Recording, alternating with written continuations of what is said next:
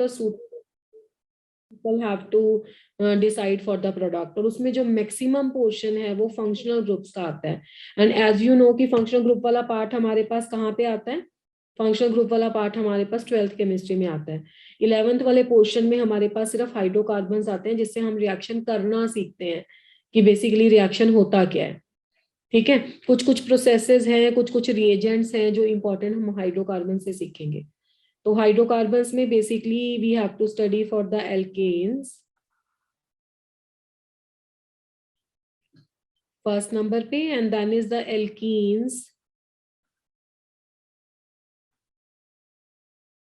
and the alkynes. ये बेटा 3 things हैं that we need to do in this chapter along with the alkanes, alkenes and alkynes। देखो GOC तो मैंने आपको पहले ही करा दिया, वो सारा पूरी ऑर्गेनिक में आप लेके चलोगे।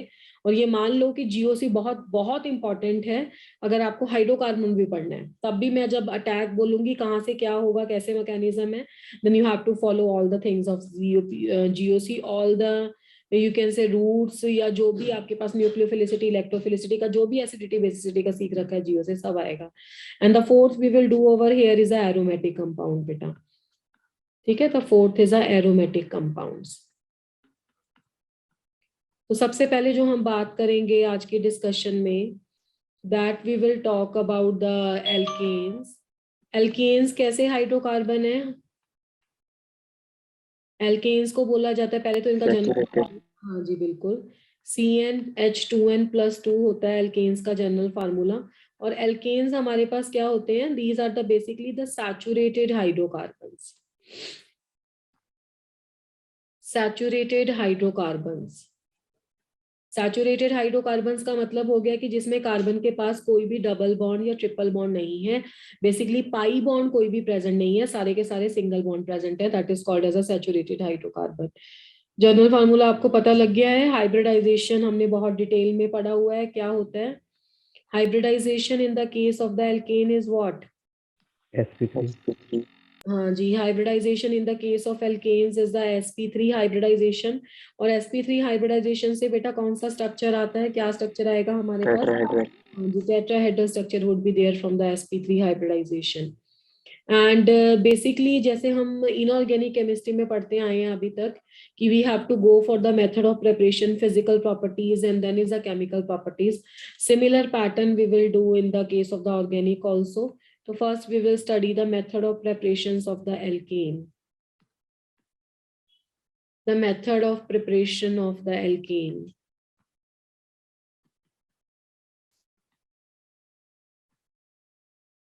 So regarding the methods of preparation of the alkane, the first method we can employ for their formation is from the unsaturated hydrocarbons. From the unsaturated hydrocarbons. Unsaturated hydrocarbons. Now basically what are the unsaturated hydrocarbons? आप जानते हो double या triple bond वाले। और unsaturated hydrocarbons का हमें क्या करना पड़ेगा, उनकी हमें हाइड्रोजनेशन करनी पड़ेगी, जिसको आप रिडक्शन भी बोलते हैं, means we have to add the hydrogen in that. Like हमारे पास एल्कीन है, just we are taking the alkene CH2 double bond CH2 and we are doing the hydrogenation. तो that means we are basically adding the hydrogen gas in that. जब hydrogenation of alkene करते हो तो that has to be take place in the presence of your metals, metal catalyst. और basically D block के elements metal catalyst behave करते हैं। तो यहाँ पे आ जाएगा निकल, कॉमा प्लेटिनम, कॉमा पैलेडियम, आप कुछ भी लिख सकते हो, निकल प्लेटिनम पैलेडियम तीनों यूज हो जाएंगे इसमें। ठीक है, निकल प्लेटिनम पैलेडियम, अगर यहाँ से नहीं नजर आ रहा है तो यहाँ पे लिख देते हैं प्लेटिनम है PT। ठीक है, मतलब मेटल यूज होती है। मेटल्स की क्या स्टेट रही होगी, फिजिकल स्टेट कैसी रही होगी मेटल्स की? फिजिकल स्टेट मेटल्स की तो सॉलिड रही होगी, है ना। तो मेटल आपके पास सॉलिड सरफेस है और आपके पास हाइड्रोजन और जो इथीन है वो गैसियस है। तो ये जो रिएक्शन है that is the example of the heterogeneous catalysis. Heterogeneous catalysis का मतलब होता है जब आपके पास reactant and products along with the catalyst सारे सेम फेस में नहीं होते। अब इसमें देखो आंसर क्या आएगा, आंसर आएगा आपके पास ethene, the formation of the ethene से क्या बनाओगे, इथेन। ठीक है, और बेसिकली रिएक्शन में हुआ क्या होगा वो आप इसमें स्प्लिटिंग कर सकते हो। Let me shift the slide. तो basically what you people can do कि अगर आपके पास इथीन गिवन है और आप इसमें हाइड्रोजन को देखते हो, देखो बेटा हाइड्रोजन क्या है, ये होमोडाई एटॉमिक मॉलिक्यूल है।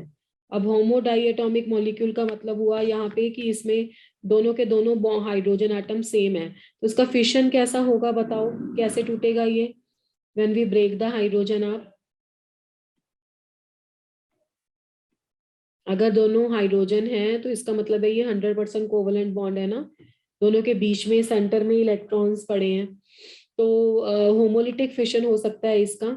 बट अगर हमारे पास यहाँ पे एल्कीन को मैं इस तरह कर दूं, दैट मीन्स पाई बॉन्ड को शिफ्ट कर दूं, because pi bond is shift is a weak one and that can be shifted toward the any of the carbon atom. यहाँ पे तो इलेक्ट्रोमेरिक इफेक्ट, ये इलेक्ट्रोमेरिक इफेक्ट है, यस और no? कितने स्टूडेंट को यस पता मैम। लग रहा है कि ये इलेक्ट्रोमेरिक इफेक्ट है? क्या होता है yes ma'am. Electromeric effect? Ma'am shifting of pi electron. हाँ जी, shifting of the pi electron. किसकी प्रेजेंस में होता है इलेक्ट्रोमेरिक इफेक्ट? अटैकिंग रिएजेंट की प्रेजेंस में होता है। Yes ma'am. Are attacking reagent in the reaction? Yes. H2। हाँ, हाइड्रोजन तो अटैकिंग रिएजेंट नहीं है, प्लेटिनम पैलेडियम जो आप कैटालिस्ट ले रहे हो उसकी प्रेजेंस में।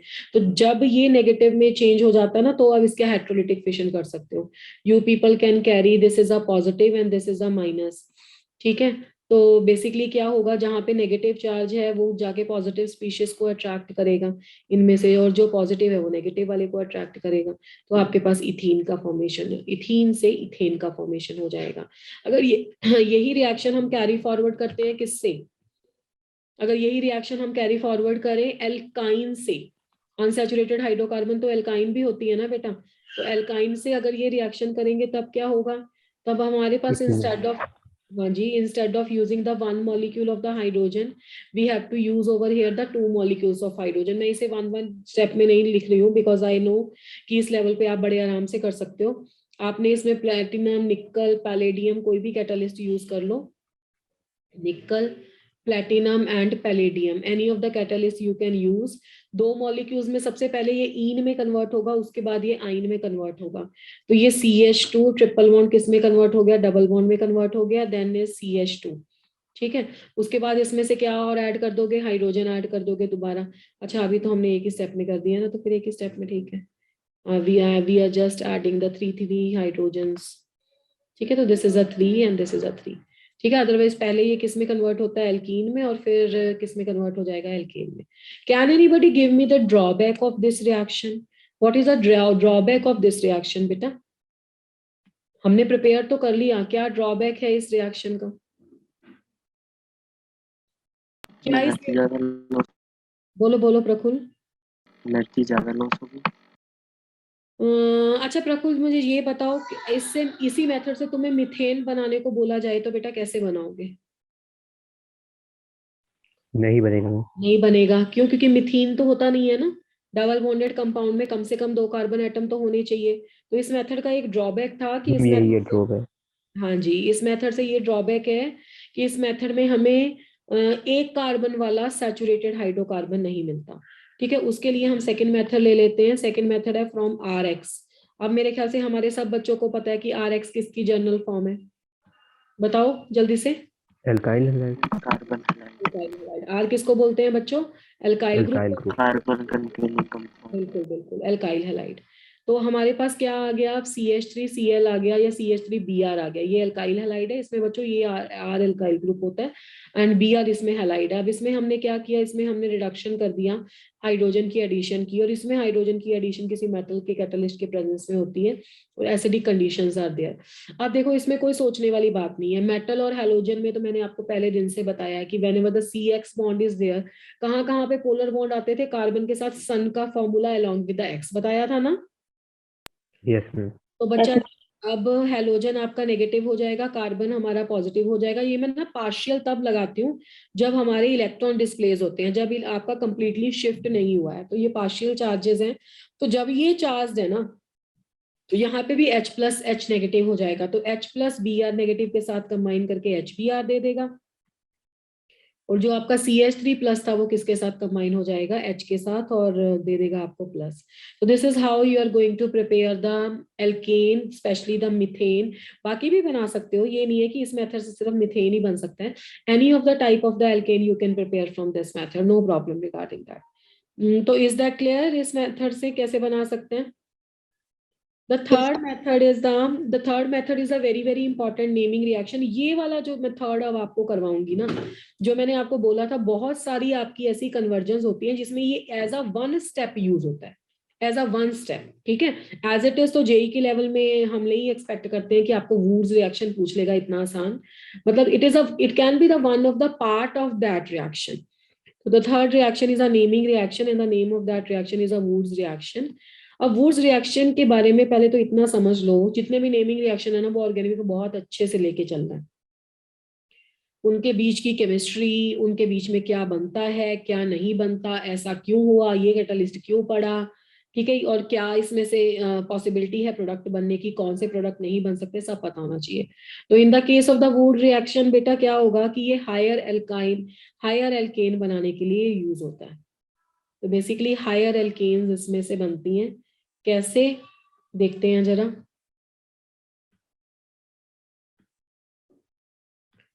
तो in order to prepare the alkane from this method, तो what we are going to do, हमने पहले क्या किया, हमने पहले ले लिया इसमें दो similar molecules of alkyl halide, CH3Br. एक तो मैंने ये वाला एल्काइल हैलाइड ले लिया, and the another molecule I am going to take is the again the same molecule, जिसको मैंने बस ऐसे लिख लिया Br and CH3. I have just used this way of writing, जिसमें मैंने इसको इन्वर्ट करके लिख लिया. और बीच में मैंने क्या ले लिया, बीच में मैंने ले लिया इसके two molecules of the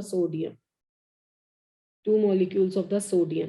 end the reaction takes place in the presence of the dry ether. किसकी प्रेजेंस में ये रिएक्शन हो रहा है, ड्राई ईथर की प्रेजेंस में. तो क्या होगा भाई, क्या लग रहा है आपको, क्या होगा रिएक्शन में.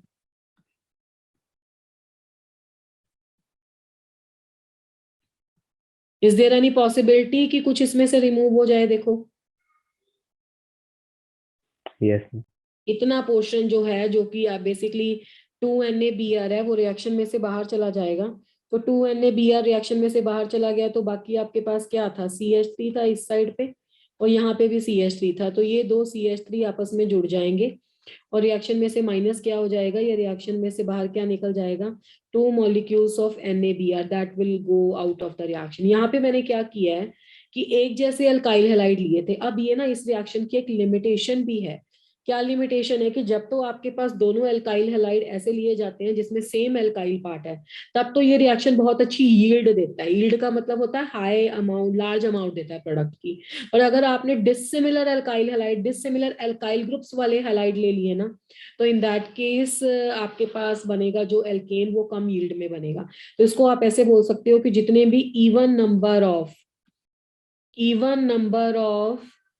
Alkanes, even number of carbon number, या आप ऐसे लिख लो इसको, सिमेट्रिकल एल्काइल हैलाइड जो हैं आपके alkanes with the even carbon atoms give a good yield. With the even carbon atoms give a good yield. Carbon atoms give good yield. इसमें ज्यादा अच्छा अमाउंट आता है आपका.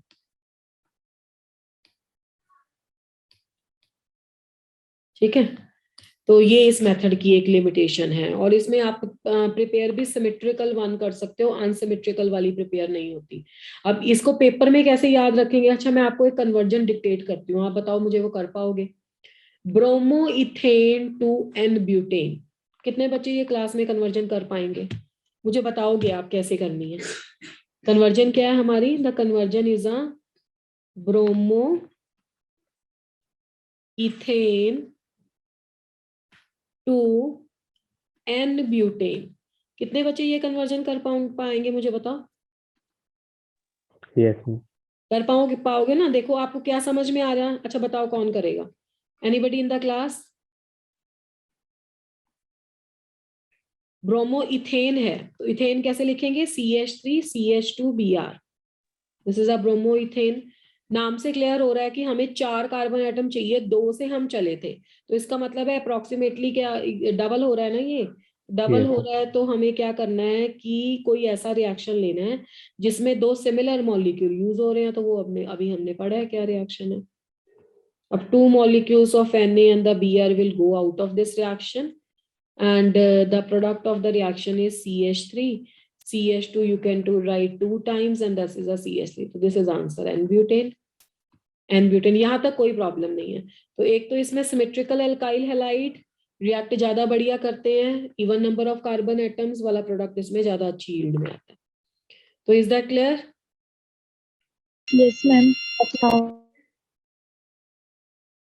ठीक है, तो this is all about the your second method of preparation, and the third method is a Cobb's electrolysis. This is again the important method. ये सब conversion point of view से, reaction में एक step के point of view से आप याद रखोगे। The third is a Cobb's electrolysis. इसको जरा ध्यान से समझेंगे, reaction है क्या। Cobb's electrolysis, बेटे इसमें ना L साइलेंट है, तो इसलिए इसे कॉल्बे नहीं पढ़ना है। तो this is a Kolbe's electrolysis. Electrolysis सब बच्चों को पता है ना, what is a electrolysis basically. The electrolysis is when you are taking the electrolyte in the aqueous form, है ना, और उसमें से क्या कर रहे हो बेटा, आप इलेक्ट्रिसिटी पास कर रहे हो, और जो आपके ऑपोजिटली चार्ज आयंस हैं वो क्या करते हैं, डिफरेंट डिफरेंट इलेक्ट्रोड्स पे जाके लिबरेशन होता है उनका, कईयों पे गैस की लिबरेशन होती है, कईयों पे कोई मेटल जाके लग जाती है, तो this is called as electrolysis. So basically this is the process in which we are usually passing the electricity and the chemical reaction occurs, that is called as a electrolysis. ये आपके जो 12th में electrochemical cell है ना, उससे बिल्कुल reverse है। Electrochemical cell में क्या होता है, केमिकल रिएक्शन होता है, फिर इलेक्ट्रिसिटी प्रोड्यूस होती है ना। यहाँ पे यस मैम। क्या है, यहाँ पे बेसिकली हम पहले इलेक्ट्रिसिटी पास करते हैं। तो कॉब्स इलेक्ट्रोलिसिस में क्या किया गया, सोडियम सॉल्ट ऑफ कोई भी कार्बोक्सिलिक एसिड ले लो, जैसे CH3COONA ले लिया, ठीक है। CH3COONA का क्या नाम होगा बेटा, सोडियम एसिटेट। हाँ, this is called as a sodium acetate. अगर सोडियम एसिटेट याद रहेगा बहुत अच्छी बात है, एसिटेट एसिटेट एसिटिक एसिड का आयन हो गया, otherwise this is a sodium salt of acetic acid. अब इसका हमने ना इलेक्ट्रोलिसिस करना है, we have to do the electrolysis of this. तो जब हम इसका इलेक्ट्रोलिसिस करते हैं तो सबसे पहला जो स्टेप होगा, तो पहली बात तो इसको एक्वस फॉर्म में लिया गया, तो सबसे पहला जो स्टेप होगा वो क्या होगा, ये आयंस में कन्वर्ट होगा कि नहीं होगा। तो CH3COO नेगेटिव, एक तो एनायन बन गया और एक कैटायनिक पार्ट बन गया इसका Na plus, not H plus. तो the anionic part is the Na plus, Na+, both are in the aqueous form. बाकी अगर आप एक्वस फॉर्म ले रहे हो तो ऑब्वियसली ये जो इलेक्ट्रोलिटिक सोल्यूशन है इसमें क्या होगा, वाटर भी प्रेजेंट होगा। अब वाटर क्या दो आयन दे देगा, H+ एंड OH नेगेटिव। वैसे वाटर एक वीक इलेक्ट्रोलाइट है, तो जब भी वाटर का डिसोसिएशन लिखते हैं तो इक्विलिब्रियम लगा देते हैं, बट बिकॉज ये ऑर्गेनिक केमिस्ट्री है, यहाँ पे मुझे कोई ऐसा कैलकुलेशन नहीं करना है। फिजिकल केमिस्ट्री में it is mandatory to write the chemical equilibrium over there. तो अब क्या किया, हमारे पास ये 4 आयंस आ गए, जिसमें से एसिटेट और OH negative hydroxyl negatively charge है, और H+ और Na+ आपके हैं पॉजिटिवली चार्ज आयंस। अब हमने क्या किया कि 2 इलेक्ट्रोड्स पे देख लेते हैं क्या रिएक्शन होते हैं एट एनोड। एनोड पे क्या चार्ज होता है बेटा, मैम नेगेटिव। तो देखो एनोड और कैथोड पे जो चार्जेस है ना, that is actually different in the case of electrolysis and the electrochemical cell. जब आप 12th क्लास में इलेक्ट्रोकेमिकल सेल पढ़ते हो तो एनोड पे कौन सा चार्ज रखते हो, मैम नेगेटिव। नेगेटिव चार्ज रखते हो, है ना, नेगेटिव चार्ज रखते हो। उस नेगेटिव चार्ज से इलेक्ट्रॉन कॉपर की वायर तक, कॉपर के इलेक्ट्रोड तक जाते हैं। पर इलेक्ट्रोलिसिस में एनोड पे होता है पॉजिटिव चार्ज, ठीक है। और एक बात याद रखो, ये नेगेटिव और पॉजिटिव कुछ ऐसा नहीं है कि फिक्स है। जो पोल ऑफ बैटरी नेगेटिव या पॉजिटिव जिस इलेक्ट्रोड से कनेक्ट कर गया वो उस पे चार्ज आ जाएगा। हाँ, एक बात बिल्कुल फिक्स है, वो क्या फिक्स है, ये बहुत इंपॉर्टेंट बात है कि एनोड पे हमेशा ऑक्सीडेशन होगी, चाहे वो इलेक्ट्रोलिसिस है चाहे वो इलेक्ट्रोकेमिकल सेल है। बट एनोड और कैथोड के जो चार्जेस हैं वो इलेक्ट्रोकेमिकल सेल और इलेक्ट्रोलिसिस में अलग अलग होते हैं। तो आप ले सकते हो ये चार्जेस अपने आप बना सकते हो पोल ऑफ बैटरी को कनेक्ट करके, पर इलेक्ट्रोलिसिस में आप इसे पॉजिटिव ही रखोगे। तो पॉजिटिव है तो यहाँ पे कौन सा आयन आएगा बताओ, नेगेटिवली चार्ज CH3 आयन आएगा ना। अब नेगेटिवली चार्ज आयन मेरे पास दो हैं।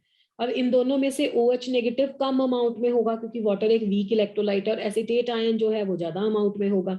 और एक बात और बता दूं आपको, सोडियम एसीटेट तो स्ट्रॉन्ग इलेक्ट्रोलाइट है, तो ये 100% डिसोसिएट हो जाएगा, इसमें ये बहुत ज्यादा अमाउंट में आयन होगा। तो टू ले लेती हूँ मैं इसे, for the sake of convenience you can write the 2 over here also, बाद में हम इस इक्वेशन को यूज करेंगे। तो 2 क्यों लिए मैंने, अब आपको इक्वेशन से क्लियर हो जाएगा। तो 2 मॉलिक्यूल्स ऑफ सोडियम एसीटेट है, तो कितने इलेक्ट्रॉन लिबरेट कर देगा ये, 2 इलेक्ट्रॉन लिबरेट कर देगा। और बाकी मेरे पास क्या बचा, देखो 2CH3 और 2CO2। आपने अब थर्मोडायनेमिक्स पढ़ लिया है, अब आपको बहुत अच्छे से पता है कि अगर किसी रिएक्शन में कोई गैसियस प्रोडक्ट निकल रहा होगा तो रिएक्शन का कौन सा फैक्टर इंक्रीज होता है, स्पॉन्टेनिटी का कौन सा फैक्टर बढ़ता है, एंट्रोपी। Ma'am entropy. बिल्कुल जी बिल्कुल, एंट्रोपी। गैसियस प्रोडक्ट रिलीज जिस रिएक्शन में हो, इसको मैं जैसे जैसे आप रिएक्शन मैकेनिज्म में आगे बढ़ोगे ना, इसको मैं बोलूंगी कि that is actually the driving force of the reaction, कि वो रिएक्शन को इस डायरेक्शन में लेके जा रहा है। तो कार्बन डाइऑक्साइड रिलीज हो गया। तो अब बाकी आपके पास क्या बचा, बाकी हमारे पास बचा बच्चों CH3 and CH3।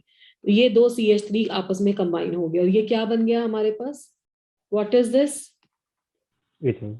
Ma'am ethane. बिल्कुल जी सही। अब देखो एट कैथोड क्या होता है। अब एनोड पे तो मैंने आपको जस्टिफाई कर दिया था, क्या जस्टिफाई कर दिया था कि एसीटेट लार्ज अमाउंट में है, एनोड पे कौन सा चार्ज होगा, नेगेटिव होगा, तो इसलिए एसीटेट इधर चला गया था। मैम अब कैथोड। हाँ जी, अब एनोड लिख दिया फिर से हमने। कैथोड, कैथोड पे कौन सा चार्ज होगा, अब की बार नेगेटिव चार्ज होगा, वहां पे पॉजिटिव पढ़ते हैं। अब वहां से तो हम कंपेयर ही नहीं कर रहे क्योंकि ये इलेक्ट्रोलिसिस है। अब नेगेटिव है तो यहाँ पे कौन सा चार्ज आयन जाएगा, पॉजिटिवली चार्ज। अब पॉजिटिवली चार्ज आयन दो हैं, एक तो सोडियम और एक H+ है। चाहे आपके सोडियम आयन ज्यादा है, बट आपको पता होगा, सबको पता है कि एल्कली मेटल साइज में सबसे बड़ी होती है, अपने रिस्पेक्टिव पीरियड्स में ये सबसे लार्ज साइज के हैं। तो जो छोटा आयन है ना, उसकी एक तो आयनिक मोबिलिटी ज्यादा होती है, तो ये H+ भाग के वहां पे पहुंच जाएगा और ये इलेक्ट्रॉन गेन कर लेगा, 2 इलेक्ट्रॉन ही गेन करवा देते हैं, तो as a result of which hydrogen gas produce हो जाएगी। जिससे आपको ये आइडिया भी मिल गया कि यहाँ पे हाइड्रोजन गैस है तो ड्राइविंग फोर्स भी क्या होगी, कि release of the hydrogen gas, ठीक है ना। तो these are the 2 reactions at the respective electrodes that are occurring. अब मैं इसी लाइन में इसको सम अप कर देती हूँ। अगर आप इन दोनों इक्वेशंस को ऐड करो तो आपके पास ना यही इक्वेशन आएगी जो हम इस बॉक्स में लिख देते हैं। देखो पहले तो जो ये आयन थे एसीटेट, ये क्या बन गए हैं, आप दोनों प्रोडक्ट क्या बना इसका, CH3COOH के 2 molecules we have taken, Hb2 चाहिए तो वाटर के भी 2 molecules we have taken।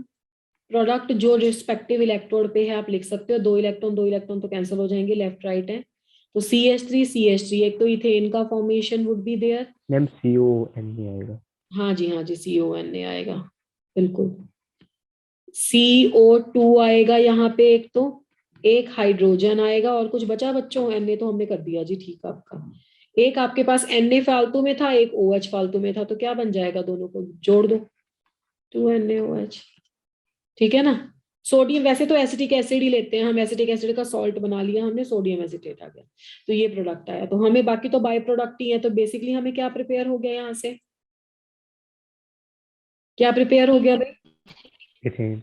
हाँ। तो this is called as a Kolbe's electrolysis. Now can anybody tell, ये क्लियर है ना सभी को। अगर कोई आपसे पूछेगा कि कॉब्स इलेक्ट्रोलिसिस में एनोड पे कौन सी गैस मिलती है, carbon dioxide.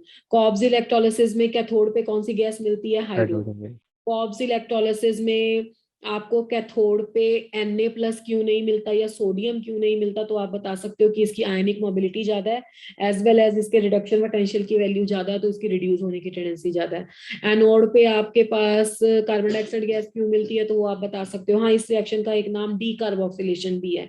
Why this reaction is called as a decarboxylation reaction, ma'am remove. Removal of carbon dioxide is there. और डीकार्बोक्सिलेशन रिएक्शन कहाँ पे होगा, कहाँ पे नहीं होगा, अगर आपके पास जो इंटरमीडिएट बनता है या जो प्रोडक्ट फॉर्मेशन है वो स्टेबल आता है तो डीकार्बोक्सिलेशन होता है। अच्छा, can anybody now tell me that whether you can prepare the methane from this reaction और नॉट,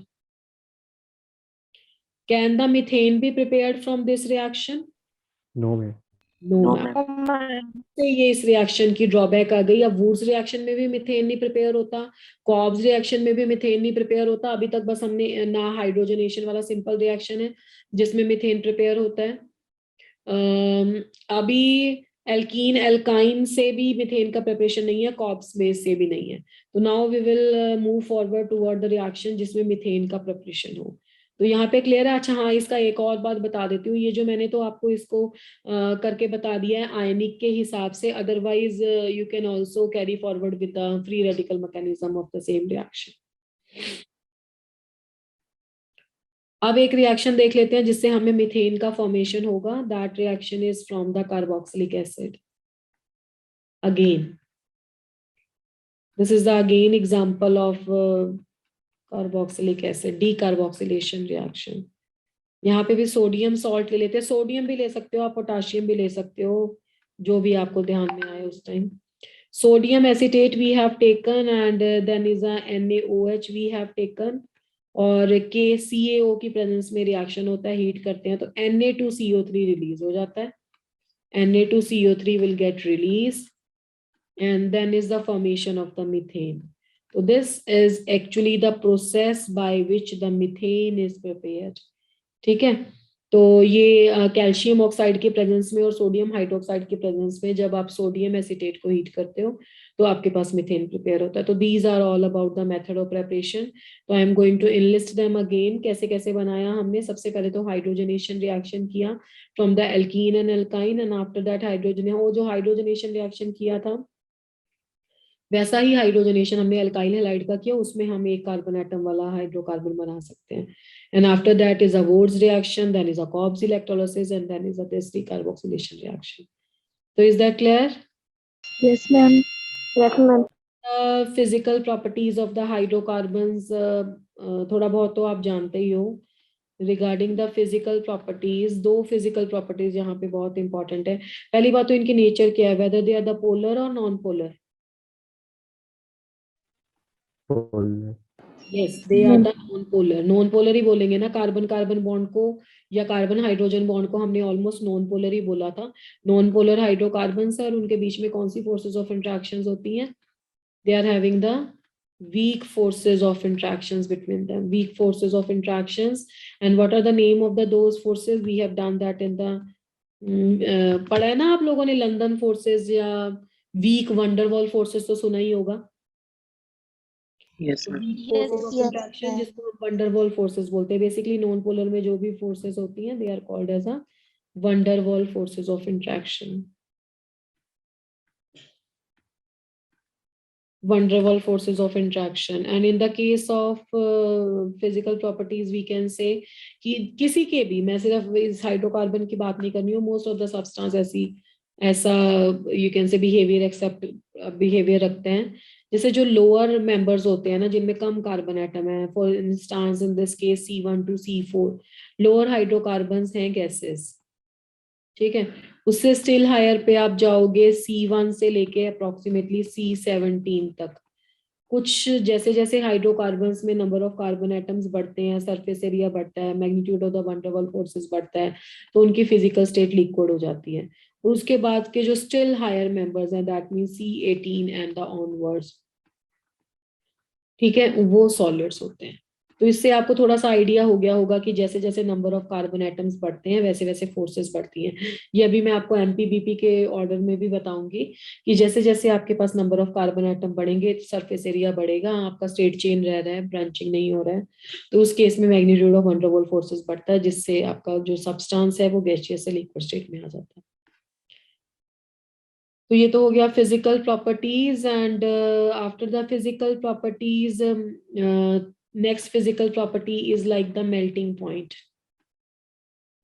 दोनों ही इकट्ठे कर देते हैं, melting point and the boiling point, एक ही पेज पे कर लेते हैं। Melting point and the boiling point. Regarding the melting point and the boiling point, देखो बेटा, जो आपके मेल्टिंग पॉइंट और बॉइलिंग पॉइंट है ना, बेसिकली दोनों डिपेंड तो करते हैं मैग्नीट्यूड ऑफ द फोर्सेस पे ही। तो they are basically depends upon the magnitude of the intermolecular forces present between them, कि उनके बीच में फोर्सेस कैसी प्रेजेंट है। They are depending upon the magnitude of the intermolecular forces. Obviously अगर ज्यादा फोर्सेस होंगी तो मेल्ट या बॉयल करने में उनको टाइम लगेगा। अब मेल्टिंग पॉइंट इसमें से डिपेंड करता है मोड ऑफ द पैकिंग पे, mode of the packing in the crystal structure और the lattice, mode of the packing in the lattice और the crystal structure.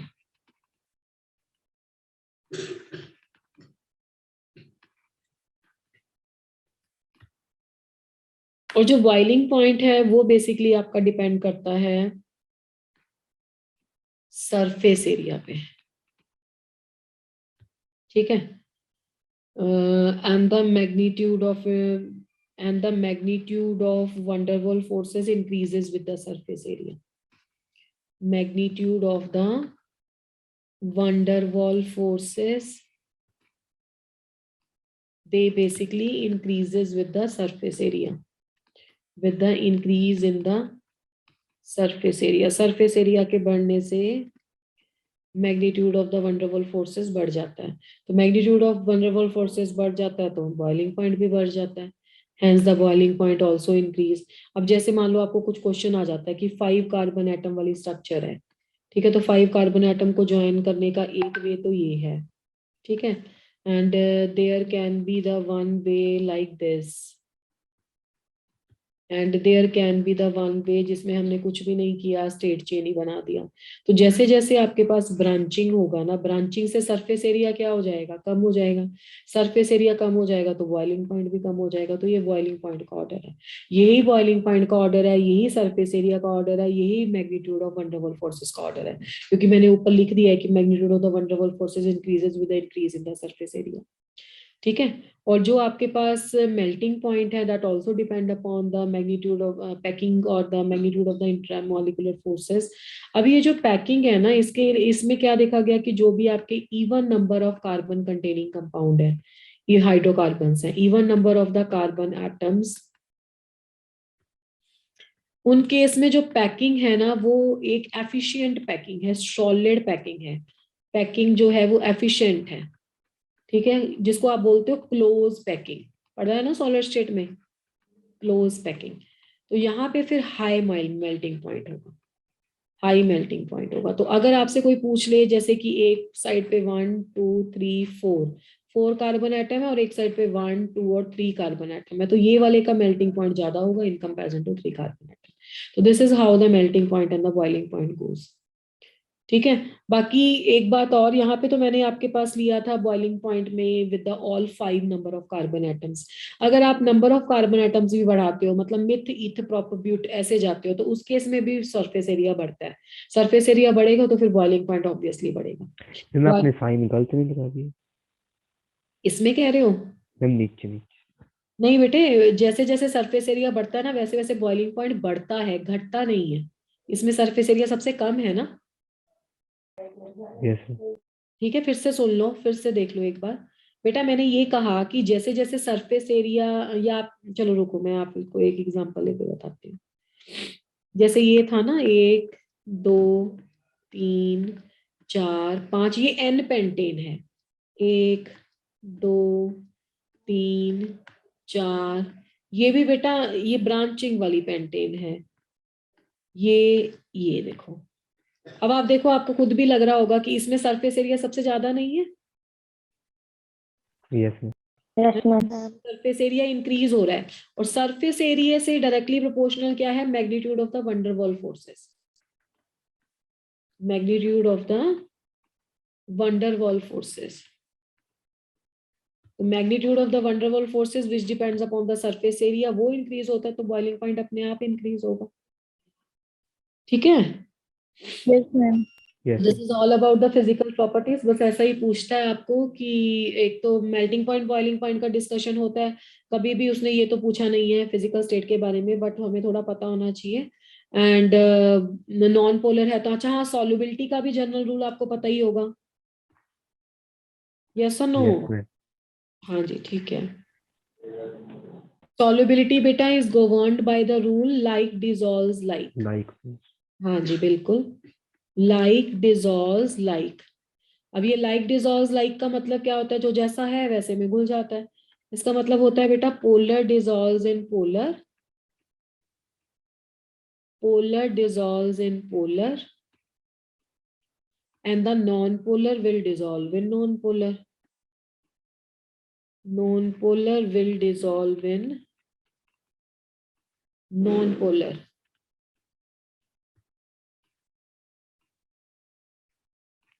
Non-polar.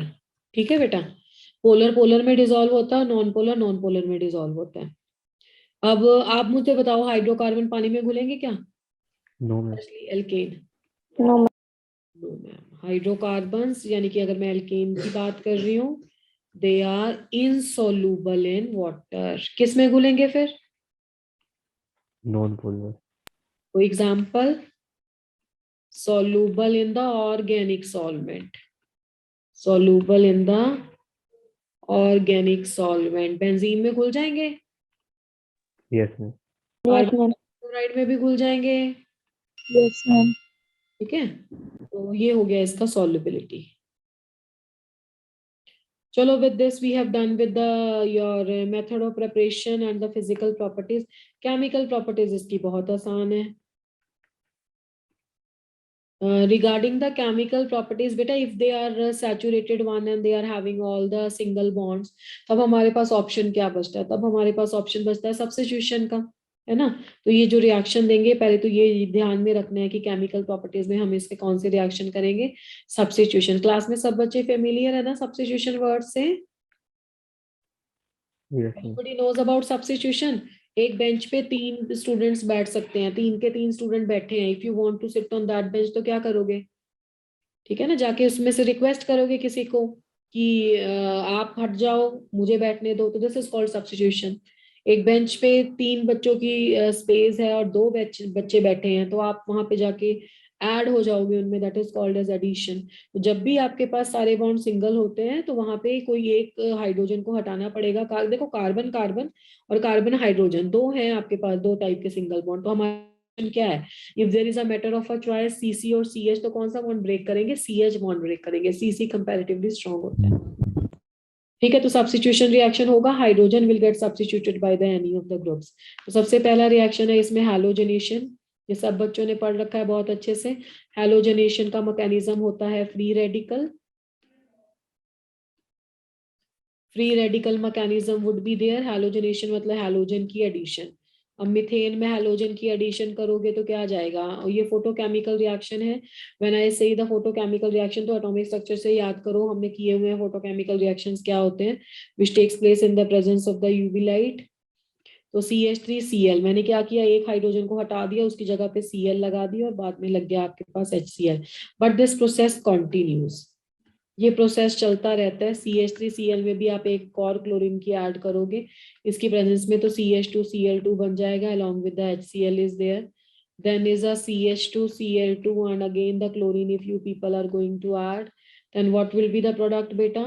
The product will be the CHCl3 and HCl. And ultimately जब सारे के सारे hydrogen use up हो गए हैं, एक बचा है, तो पहले तो उसको भी कर दो.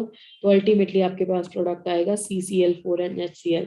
इनके नाम क्या है? This is called as a chloromethane. इनका नाम क्या है? This is called as a dichloromethane.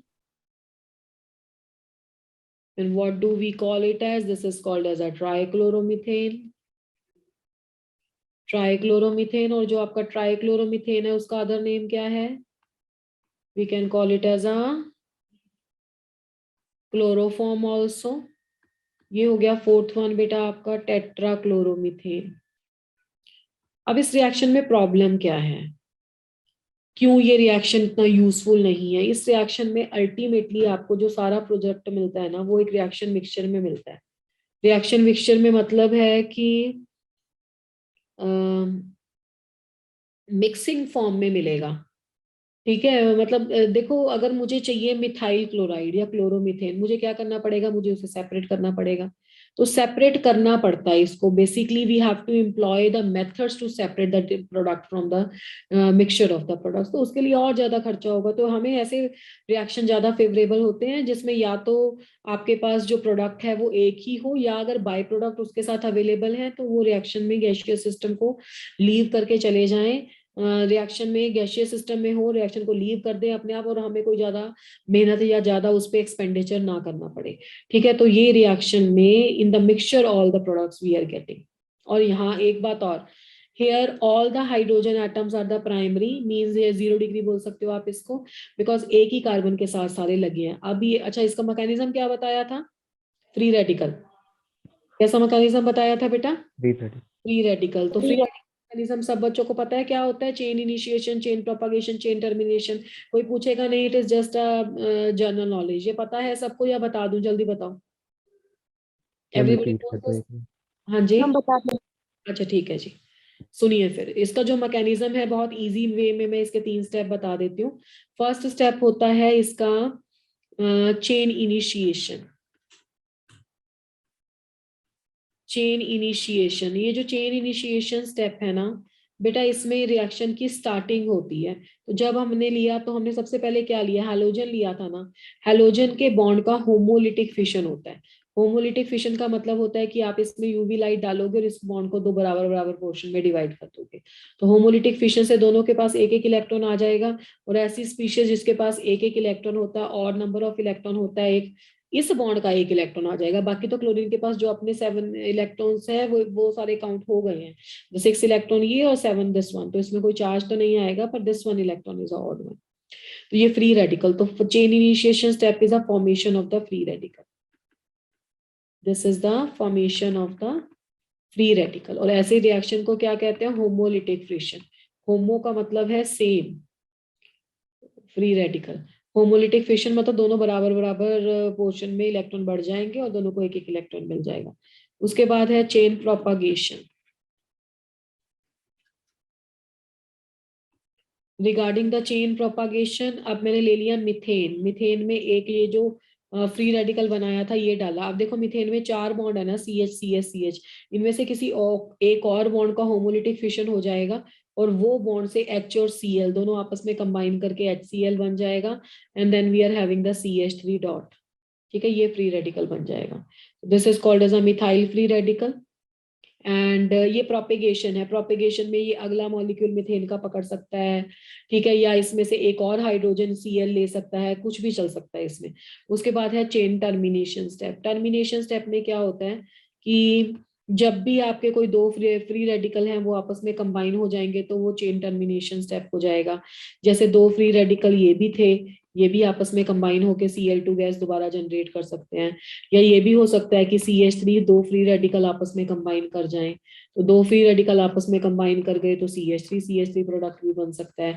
या ये भी पॉसिबिलिटी है कि जो आपका CH3 फ्री रेडिकल है वो कहीं पे Cl फ्री रेडिकल से कंबाइन कर जाए तो CH3Cl बन गया। तो in the chain termination step there can be the possibility of the combination of the any of the 2 free radical. This is how this reaction goes. और इसमें बहुत ज्यादा, काफी सारे एवलांच बोल सकते हैं इसको, बहुत ज्यादा प्रोडक्ट फॉर्म हो जाते हैं। ठीक है, Yes, ma'am. जितने भी रिएक्शन में एल्केन्स में क्लोरो के साथ लिए करूंगी ना, same type of reaction you have to perform for the bromo also. Chlorine chloro methane जैसे बनाया है ना, जैसे आपने फ्री रेडिकल मैकेनिज्म किया, same you have to follow for the bromo methane also. ठीक है, अब क्वेश्चन ये है कि अगर मेरे पास ऐसे कोई कंपाउंड आ जाए, जैसे ये आ गया, इसका हेलोजनेशन करा। अब मिथेन में और इसमें क्या डिफरेंस है, पहले तो ये देखो। इसमें ये वाला कार्बन जिस एक कार्बन के एटम के साथ जुड़ा है, तो जितने भी इसके हाइड्रोजन है ना, पहले तो इस कार्बन के नेचर को बोला जाएगा 1 डिग्री। पीछे जो मिथेन था उसमें एक कार्बन था और सारे के सारे हाइड्रोजन उसके साथ जुड़े हुए थे। मतलब हाइड्रोजन जिससे अटैच थे कार्बन के, वो सिर्फ हाइड्रोजन से ही अटैच था, किसी और कार्बन से अटैच नहीं था। तो ऐसे हाइड्रोजन को 0 डिग्री हाइड्रोजन बोलते हैं। यहाँ पे क्या है, जहाँ पे आपका ये कार्बन जिसने ये 3 हाइड्रोजन पकड़े हैं, ये आगे एक कार्बन से अटैच है, तो इसको 1 डिग्री बोलेंगे, ये भी 1 डिग्री बोलेंगे। ठीक है, तो अब इसमें ये सारे हाइड्रोजन भी क्या हो जाएंगे? 1 डिग्री। तो 6 1 डिग्री हाइड्रोजन प्रेजेंट है इसमें। तो जब एक ही टाइप के सारे हाइड्रोजन होना तो मोनो प्रोडक्ट फॉर्म होता है, मतलब सेम प्रोडक्ट। अब आपके हाथ में है, आप इसे चाहे इधर से लिख लो, CH3Cl और CH2Cl, इनको दोबारा बना देते हैं। ठीक है, तो this is a CH2Cl and then is a CH3। ये प्रोडक्ट भी लिख सकते हो और आप इसको ऐसा भी लिख सकते थे CH3CH2Cl, it is a one and the same thing. कभी आपको कुछ कंफ्यूजन लगे आप IUPAC नेम लिख के देख लो, इसका भी नाम यही होगा 1-क्लोरोइथेन और इसका भी नाम यही होगा 1-क्लोरोइथेन या सिंपल क्लोरोइथेन। ठीक है ना, क्योंकि जहां पे क्लोरो लगा उसको मान लेंगे। बट अगर ये आपके पास कुछ ऐसा कंपाउंड होता, अब ध्यान से देखना, ये वाला कार्बन एटम भी एक कार्बन के साथ जुड़ा है, ये वाला कार्बन भी एक एटम कार्बन के साथ जुड़ा, मैं इनको नंबर दे देती हूँ। तो carbon number 1 and carbon number 3 ये दोनों है प्राइमरी कार्बन एटम, और इनके साथ जो 6 प्राइमरी हाइड्रोजन एटम है, तो इनकी सब्स्टिट्यूशन को ये एक प्रोडक्ट देगी। और ये वाला कार्बन डिफरेंट है, ये है 2 डिग्री हाइड्रोजन एटम्स, और इनका सब्स्टिट्यूशन कुछ अलग प्रोडक्ट देगा। आप करके देख लो, अगर आप इसको करते हो तो CH2Cl बनने मोनो ही प्रोडक्ट है दिस, तो इसका नाम क्या होगा? 1-क्लोरोप्रोपेन होगा या नहीं होगा?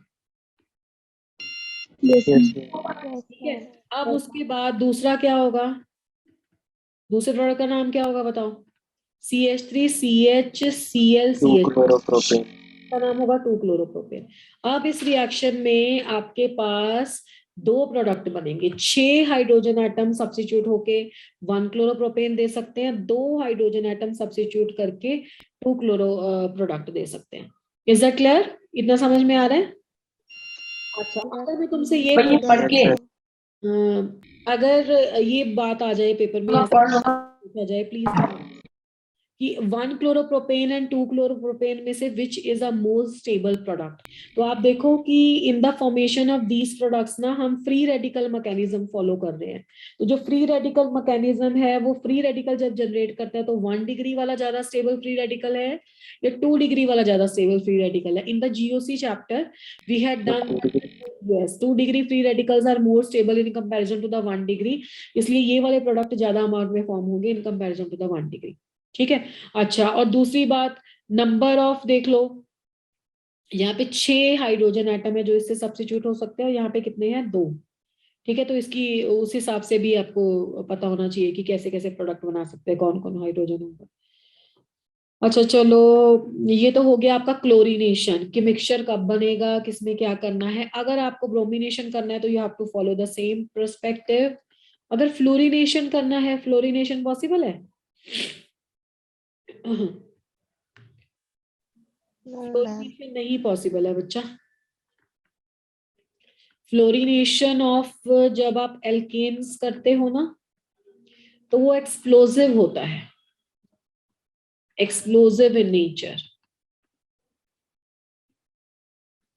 ठीक है, अब देखो फ्लोरीन जो आपका मॉलिक्यूल है FF है, जिसमें पहले तो ये एक बहुत स्टेबल कंपाउंड है, उसको तोड़ने में एनर्जी लगेगी, है ना। FF दोनों का साइज बहुत छोटा है और स्ट्रॉन्ग बॉन्ड है। दूसरा, जब आप मीथेन के साथ इसका रिएक्शन करके CH3F बनाओगे तो यहाँ पे भी बहुत ज्यादा एनर्जी रिलीज होती है because of the formation of the stable CF bond. ठीक है, तो ये एक्सप्लोसिव रिएक्शन होता है, तो इसको हम नहीं करेंगे। अब आपके पास बाकी आ गया fluorination, we have done chlorination, bromination, iodination, iodination of alkane, ये हैलोजिनेशन ही चल रहा है अभी। Regarding the iodination of alkane एक रिएक्शन करके देखते हैं, जैसे CH3 है मान लो, इसमें हमने आयोडीन लिया और रिएक्शन बना दिया CH3CH2I प्लस हाइड्रोजन आयोडाइड। अब देखने में क्या आया कि ये रिएक्शन हो जाता है रिवर्सिबल। रिवर्सिबल हो जाता है क्योंकि जो आपका हाइड्रोजन आयोडाइड है वो सबको पता है कि वो स्ट्रॉन्ग रिड्यूसिंग एजेंट है, सबको पता है ना, strong yes, reducing. ma'am. Yes, ma'am. Iodine के साइज में बहुत डिफरेंस है, तो वो क्या करेगा, आयोडीन को फटाफट ब्रेक कर देगा, बॉन्ड को, बॉन्ड एसोसिएशन एनर्जी इसकी बहुत कम होती है, HI बॉन्ड ब्रेक हो जाएगा और फटाफट से ये आयोडीन वापस इस आयोडीन के साथ कंबाइन करके I2 जनरेट कर देगा और इथेन वापस बन जाएगा। तो हमें फिर इस रिएक्शन का कोई बेनिफिट ही नहीं हुआ अगर if we are getting the back the reactant molecule. तो इसके लिए हमें क्या करना पड़ेगा, इसके लिए हम इस रिएक्शन को ना in the presence of the strong oxidising agent करते हैं, in the presence of the strong oxidizing agent. And when we'll perform the reaction in the presence of the strong oxidizing agent, like if we are taking the मैं सीधा ही ले लेती हूँ HiO3। HiO3 वैसे आप इसकी जगह पे नाइट्रिक एसिड भी डाल सकते हो, HNO3। इसको बोलते हैं बेटा आयोडिक एसिड और इसको बोलते हैं नाइट्रिक एसिड। इनकी प्रेजेंस में रिएक्शन करना पड़ता है। हम आयोडिक एसिड की प्रेजेंस में करेंगे। जब आप आयोडिक एसिड की प्रेजेंस में रिएक्शन करते हो, अब रिएक्शन में प्रॉब्लम कौन क्रिएट कर रहा था? रिएक्शन में प्रॉब्लम क्रिएट कर रहा था HI।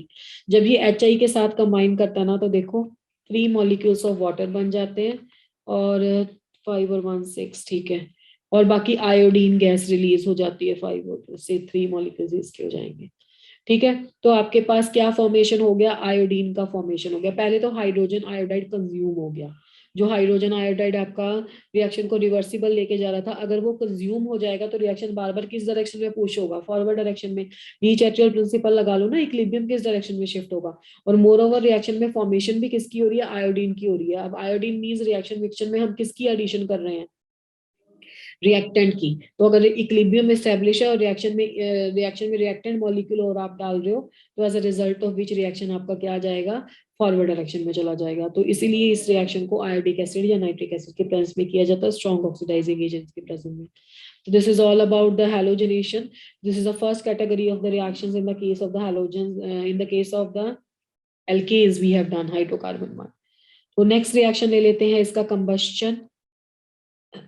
Is that clear? और तो इसका कुछ हो नहीं सकता, हैलोजन से सब्स्टिट्यूट कर सकते थे, बाकी कोई और फंक्शनल ग्रुप है नहीं है रिएक्टिव वाला जिसको हम करें। एक इसको हम कंबस्शन कर सकते हैं, इसमें कलर चेंज कर लेते हैं।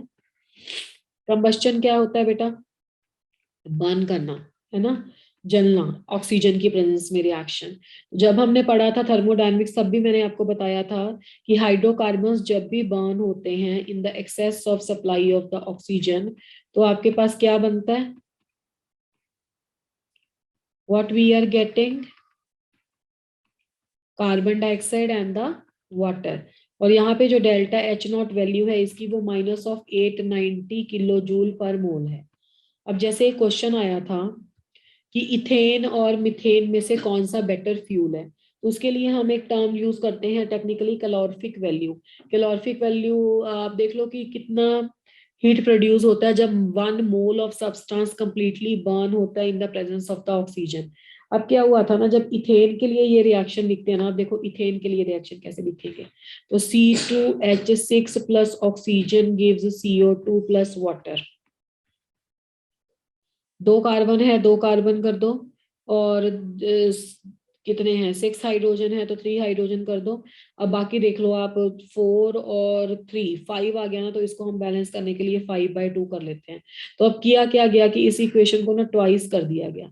जैसे 2C2H6 plus 5O2 gives 2CO2 plus 3 water. तो जब इस इक्वेशन के लिए डाटा देखा गया तो वो कुछ अप्रोक्सीमेटली ना -1500 एंड समथिंग आया। मान लो मैंने -1540 लिख लिया अप्रोक्सीमेटली, तो ये डाटा आया। तो बच्चों ने क्या किया फटाफट की, ये -890 हीट रिलीज कर रहा है, ये -15 समथिंग कर रहा है, तो ये बेटर फ्यूल है। बट बेसिकली डेफिनेशन क्या कहती है कैलोरीफिक वैल्यू की, कि 1 मोल सब्सटेंस हीट करने पे जितनी ये ऑक्सीजन में एडिशन करने पे जितनी हीट रिलीज करता है, जितनी इंथैल्पी उसकी आती है, that is called as a good fuel, जिसमें ज्यादा होगा। अब यहाँ पे अगर 1 मोल के लिए निकालोगे तो आप इस सारे को डिवाइडेड बाय 2 करोगे तो 700 एंड समथिंग आएगा। तो मिथेन बेटर फ्यूल है in comparison to the ethane. तो is that clear? Yes, ma'am. उसके Yes, बाद ma'am. रिएक्शन है जिसको हम बोलते हैं कंट्रोल्ड ऑक्सीडेशन। अब कंट्रोल्ड ऑक्सीडेशन इज थोड़ा सा आपको रिएजेंट के हिसाब से लर्न करना पड़ता है, बहुत कम आते हैं ये रिएक्शन।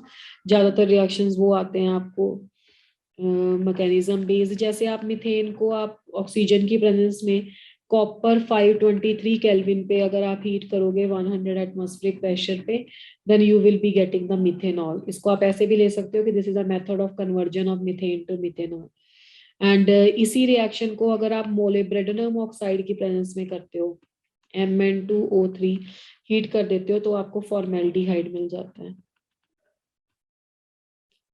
ठीक है, अगर आप ये ले लेते हो एल्केन, और एल्केन की ऑक्सीडेशन करते हो in the form of manganese acetate, CH3CO twice, Mn is a manganese, then you are getting the 2CH3COOH plus the 2 molecules of water. ठीक है, तो ये एसिटिक एसिड मिल जाता है। तो these are the some of the reactions जिसमें हम क्या कर लेते हैं, कंट्रोल्ड ऑक्सीडेशन।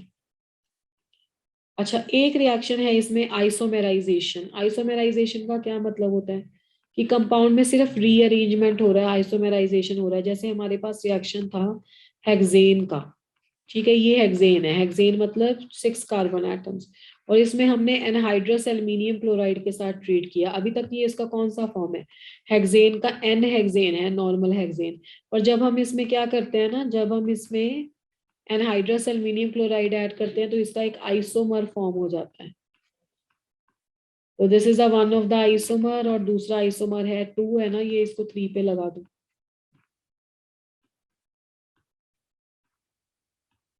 ठीक है, this type of the products we can form. तो यहाँ पे 1 2 3 4 5 एंड 1 2, ये 2 हो जाएगा, 2 मिथाइल पेंटेन, ये 3 मिथाइल पेंटेन हो जाएगा। अब ऐसा क्यों होता है, देखो एनहाइड्रस एल्यूमिनियम क्लोराइड क्या होता है, what is the nature of the anhydrous aluminium chloride और HCl, इसकी प्रेजेंस में रिएक्शन होता है। व्हाट इज द नेचर, अरे अभी तो पढ़ के आए हो, एनहाइड्रस एल्यूमिनियम क्लोराइड एक लुईस एसिड नहीं होता। Amphoteric energy. हाँ, तो एनहाइड्रस है तो एम्फोटेरिक है बिल्कुल। एल्यूमिनियम क्लोराइड बेसिकली क्या है, AlCl3, ये बेटा लुईस एसिड है। ठीक है, लुईस एसिड है और HCl के साथ कंबाइन करेगा तो इसको तो अपनी वैलेंसी पूरी करनी है, ये AlCl4 नेगेटिव फॉर्म कर देगा। तो AlCl4 नेगेटिव इनमें से कोई भी हाइड्रोजन को लेके यहाँ पे रिएक्शन इंटरमीडिएट जनरेट कर देगा। तो अगर इसने कार्बोकटायन वहां पे कहीं बना दिया तो मोर स्टेबल कार्बोकटायन सेकेंडरी होता है इन कंपैरिजन टू प्राइमरी, तो मिथाइल शिफ्ट हो जाता है। That will discuss when we will be studying your reaction mechanism. तो these are the some of the reaction. एक इसमें रिएक्शन और देख लो, that is called as a pyrolysis. Alkanes में से बहुत बहुत कम पूछा गया, बेसिकली एल्कीन और एल्काइन में से पूछता है ज्यादा। प्रोलाइसिस क्या है, प्रोलाइसिस क्या होता है कि जो बड़े हाइड्रोकार्बन होते हैं ना, हाइयर हाइड्रोकार्बन, उनको लोअर वन में ब्रेकअप कर देना। Hydrocarbons, higher hydrocarbon to lower hydrocarbon reaction में hydrocarbon, that is called as a pyrolysis. ठीक है, जैसे हमारे पास रिएक्शन था इथेन का, इथेन को हम क्या कर सकते हैं, जब हम इसको हीट करेंगे, देखो इथेन कैसे ब्रेकअप हो सकता है। पहला तो इसको किया गया कि एक तो इथीन ले लो और एक हाइड्रोजन, ये ऐसा मैथमेटिकली भी कर सकते हो इसको, ये बन गया हेक्सीन और ये हाइड्रोजन, बाकी तो पूरे हो ही जाएंगे। और कैसे तोड़ सकते हैं, 4 2 में तोड़ सकते हैं, तो C4 ले लो, H8 ले लो, ये ले लो, आप बन गया ब्यूटीन। बाकी कितने बचे, 2 बचे ना, तो C2H6, तो एक एल्केन फॉर्म होगा, एक एल्कीन फॉर्म होगा, ये बन गया इथेन। तब आपके पास कंप्लीट बनेगा। या आप इसमें क्या कर सकते हो, C3H6 3 में भी तोड़ सकते हो, ये बन गया आपका propene. Along with the propene you can form the ethene and then is a methane. So this is called as a prolysis. Prolysis basically free radical mechanism होता है, जो आपकी ऑयल गैस या पेट्रोल गैस को kerosene या petrol से obtain करते हैं। तो this is following this type of a sequence. तो is that clear? Yes, ma'am. इसमें जो रीजनिंग क्वेश्चन पूछा जा सकता है, वो रीजनिंग क्वेश्चन पूछा जा सकता है आपके हैलोजनेशन पे, कि या वुड्स रिएक्शन आ चुका है, मतलब जितना भी एल्केन का मेथड ऑफ प्रेपरेशन था और हैलोजनेशन, वो ज्यादा इंपॉर्टेंट है। ऑक्सीडेशन वाले में से इसका जो हाइड्रोकार्बन में क्वेश्चन जो ज्यादा अभी एग्जाम में आया, that is a simple one, controlled one नहीं, the only that one. Okay, तो next is the alkene part, but before going to the alkene part, let's go to the sum of the portion of the stereochemistry, that is called as the conformations of the alkene. अच्छा, यहाँ पे थोड़ी सी discussion जाएगी लंबी, कुछ आज कर लेंगे, कुछ नेक्स्ट क्लास में कर लेंगे। Conformations of the alkenes. Beta, you might have heard of the 2 words. The one is called as a conformations and the other is called as a configurations. Conformations क्या होता है ना? The conformations is a different arrangements These are the different arrangements obtained by, obviously of the compound, different arrangements obtained by rotation about carbon-carbon single bond. Rotation about carbon-carbon single bond, carbon carbon single bond को rotate जब हम करते हैं तो क्या different arrangement हमें मिलते हैं, that is called as a conformations. Okay, and carbon carbon में रोटेशन पॉसिबल है. देखो कार्बन कार्बन में जो सिंगल बॉन्ड होता है तब रोटेशन पॉसिबल होती है. डबल बॉन्ड में आपको ओवरलैप, सबको पता है साइड वाइज ओवरलैप होता है, तो उस केस में जब आप रोटेट करोगे तो वो ब्रेकअप हो जाएगा. It will not be possible to rotate the double bond और द ट्रिपल बॉन्ड. तो कार्बन कार्बन सिंगल बॉन्ड में रोटेशन पॉसिबल होती है. और कार्बन कार्बन सिंगल बॉन्ड कह रहे हो तो सबसे पहला मॉलिक्यूल आप क्या ले सकते हो, इथेन ले सकते हो, कि मिथेन में तो 2 कार्बन है ही नहीं है. तो इथेन की स्ट्रक्चर आप सभी को पता है, structure formula to each carbon the 3 are the hydrogen atoms joint and the 1 is the bond between the carbon carbon. ठीक है, तो ये हो गया आपका इथेन. अब इस इथेन को ना रिप्रेजेंट करने के 2 डिफरेंट फॉर्मूले हैं जिसको हम कन्फर्मेशंस बोलते हैं. वैसे तो 4 टाइप की कन्फर्मेशंस होती हैं, देखो स्टीरियो केमिस्ट्री में. यहाँ पे आपको 2 पढ़ाई जाएंगी, जब आप 12th का पोर्शन पढ़ोगे तो बाकी 2 भी बता देंगे. तो first type of the conformation is called as a sawhorse projection formula. Sawhorse projection formula. Now what is there in the Saho's projection formula? देखो in the Saho's projection formula y pattern होता है basically, या तो जिसको आप normal y या inverted y में उसको इरेक्ट या आप इन्वर्टेड y यूज करके बोल सकते हो. देखो साहोस प्रोजेक्शन फॉर्मूले में ना 2 तरह की कंफर्मेशन है. पहले टाइप की कंफर्मेशन को बोलते हो staggered confirmation, staggered confirmation, and the other type of the confirmation is called as a eclipsed confirmation. Eclipsed confirmation. So in the case of the staggered confirmation, what we are having, beta can I shift the slide? Yes. Staggered confirmation में क्या होगा, एक carbon के जो 3 groups हैं वो ऐसे लगे होंगे और दूसरे कार्बन के भी तीनों ग्रुप्स ऐसे लगे होंगे. मतलब दोनों के दोनों ना इरेक्ट वाई होंगे, इरेक्ट वाई. ठीक है, एक ऐसा पैटर्न हो सकता है, देखो एक पैटर्न ऐसा हो सकता है. ठीक है, this is a one type and this is another type. और इसको बोलते हैं बोथ द इरेक्ट वाई, दोनों सीधे, और इसे बोलते हैं one erect and one inverted.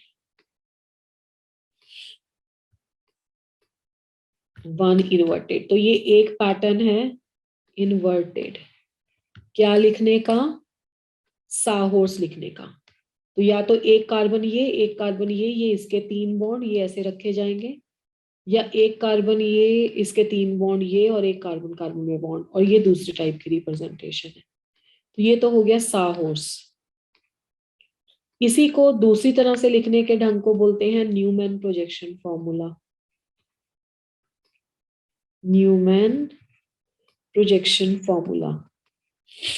Newman projection formula में बेटा क्या होता है, तो basically in the Newman projection formula ना एक कार्बन एटम को आप सर्कल से रिप्रेजेंट करते हो और उसका दूसरे वाला कार्बन एटम इसके ऊपर रिप्रेजेंट करते हो. जैसे मैंने एक कार्बन एटम ये रखा फ्रंट में, और ये फ्रंट वाला कार्बन तो नजर आ रहा है क्योंकि उसके 3 ग्रुप नजर आ रहे हैं. बैक वाला कार्बन एटम ना हमें रिप्रेजेंट नहीं कर सकते, इसके बिल्कुल पीछे है. बीच में से ये डंडा हटा दें तो ये दोनों एक दूसरे के पीछे नहीं हो जाएंगे. ठीक है ना, ये लाइन को हटा दें अगर बीच वाली को, तो क्या होता है कि पिछले वाले कार्बन एटम के जो 3 ग्रुप है ना वो हम इसके साथ ऐसे लगा दें, या तो ये ऐसे लग सकते हैं. तो ये ऊपर वाली कंफर्मेशन बन गई, जैसे ऊपर था वैसे नीचे. या other way of doing this is कि एक कार्बन एटम के 3 ग्रुप आप रिप्रेजेंट कर रहे हो ऐसे, और दूसरे कार्बन एटम के 3 ग्रुप को रिप्रेजेंट करने के लिए हम ऑपोजिट पैटर्न ले रहे हैं. 1 above and the 2 below. तो ये दो टाइप की कंफर्मेशंस होती हैं इथेन की, and these are the two projection formulas to represent this type of the conformation में आपको देखो इस स्ट्रक्चर में ज्यादा अच्छे से नजर आ रहा होगा न्यूमैन वाली में, कि इसमें देखो जब अपोजिट पैटर्न होता है, एक इरेक्ट होता है और एक इन्वर्टेड होता है, तो उस केस में ये कंफर्मेशन ज्यादा स्टेबल है और इसको बोलते हैं स्टैगर्ड। और यहाँ पे जहाँ पे पास पास है उसे बोलते हैं एक्लिप्स्ड। और यहाँ पे भी यहाँ पे देखो ये अपोजिट है, तो that is called as a staggered conformations in the कौन सी फॉर्म, कौन से formula, conformations in the Sahor's, and this is called as eclipsed। eclipsed में ना ये वाले दोनों हाइड्रोजन बहुत पास हो जाते हैं, तो इसलिए repulsions between the hydrogen atom होती हैं, between the hydrogen atom। तो due to the repulsion between the hydrogen atom, eclipsed क्या है, comparatively less stable है in comparison to staggered। तो इथेन की अगर दोनों कंफर्मेशंस में ग्राफ बनाया जाए, एक साइड पे अगर एनर्जी लिया जाए और एक साइड से रोटेशन लिया जाए, रोटेशन से एक दूसरे में कन्वर्ट हो जाएंगे, तो ऐसा ग्राफ आता है। और यहाँ पे जो डाउनवर्ड पोर्शन है ग्राफ के, वहां पे होता है स्टैगर्ड, और ये जो टॉप वाला पोर्शन होता है ये इसमें होता है एक्लिप्स्ड। ठीक है, तो इसलिए स्टैगर्ड कंफर्मेशन ज्यादा स्टेबल है in comparison to the eclipsed, and the reason behind that is the less repulsions. ठीक है, तो लेस रिपल्शंस होती है। We have spent a lot of time in the theory, have only the 3 minutes left for the questions. Let's quickly take the questions from the topic that we have done today.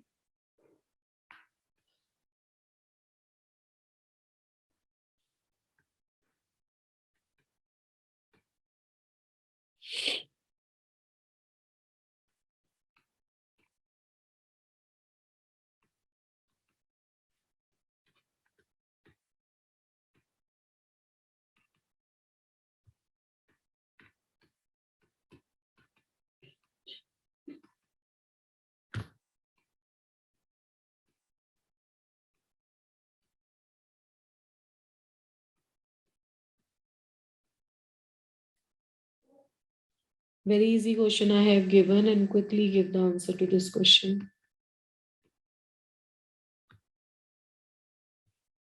Yes.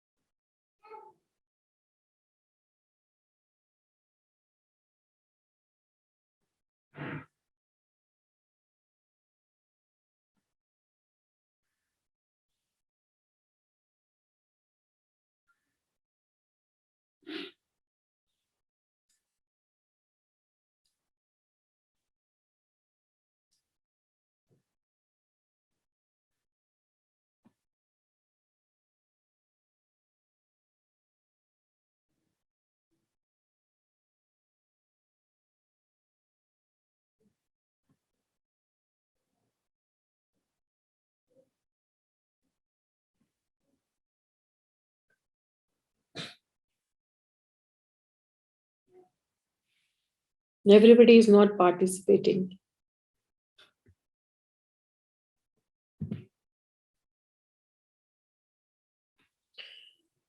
All the answers are almost same, 4, 5, 6, 4.